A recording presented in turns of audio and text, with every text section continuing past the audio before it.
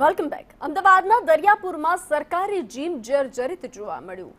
જર્જરિત જીમની રિનોવેશન કામગીરી હાથ ધરાઈ તો કોર્પોરેટરની આંદોલનની ચીમકી બાદ અધિકારીઓ જાગ્યા હતા. અમદાવાદ કોર્પોરેશનના અધિકારીઓ સફાળા જાગ્યા. દરિયાપુરમાં તાત્કાલિક ધોરણે જીમની કામગીરી શરૂ કરવામાં આવી છે તો હાલ છત જર્જરિત હોવાથી બંધ કરવામાં આવ્યું છે. સરકારી જીમ દરિયાપુરનું જે ખખડધજ હાલતમાં છે તો અમદાવાદના અનેક સરકારી જીમ બદતર હાલતમાં છે તો હાલ દરિયાપુરની સરકારી જીમની કામગીરી હાથ ધરવામાં આવી છે. રિનોવેશનની કામગીરી હાથ ધરવામાં આવી છે.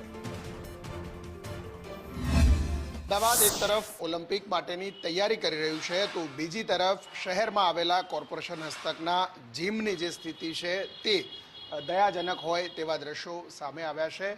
આ અમદાવાદમાં જે જીમ આપણે દ્રશ્યો જોઈ શકીએ છીએ એ દરિયાપુર વિસ્તારમાં આવેલું અમદાવાદ કોર્પોરેશનનું જીમ છે કે જે જર્જરિત થયું હોવાના કારણે એનો એક વિડીયો સામે આવ્યો હતો. જો કે વિડીયો સામે આવતા જ કોર્પોરેશન તંત્ર હવે જાગ્યું છે અને આ જે જીમ છે એની સમારકામ કરવાની કામગીરી શરૂ કરવામાં આવી છે. જો કે આ જીમમાં વસાવેલા સાધનો છે એ લાંબા સમયથી અહીંયા આ જ પ્રકારે પડી રહ્યા હોવાનું પણ માહિતી મળી રહી છે.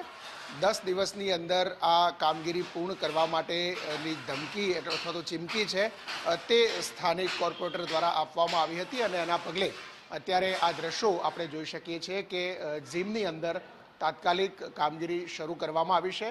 ખાસ જીમની ઉપરનો જે વિસ્તાર છે કે જે ધાબાનો ભાગ છે ત્યાંથી પોપડા પડ્યા હોવાના કારણે સદનસીબે કોઈ વ્યક્તિ અંદર ન હોવાના કારણે કોઈ દુર્ઘટના નહોતી બની, પરંતુ જો જીમ ચાલુ હોત અને કોઈ અંદર હોત તો એ પોપડા સીધા લોકોના માથા પર પડે પ્રકારની સ્થિતિ હોવાના કારણે સ્થાનિક કોર્પોરેટરે પણ આ કામગીરી કરવા માટે ચીમકી આપી હતી અને એટલે જ અમદાવાદ કોર્પોરેશને અત્યારે આ જીમની જે દયાજનક સ્થિતિ હતી તેને હવે સુધારો કરવા માટેની કામગીરી પણ શરૂ કરી છે. કેમેરામેન મેહુલ પટેલ સાથે હિરેન રાવલ, સંદેશ ન્યૂઝ, અમદાવાદ.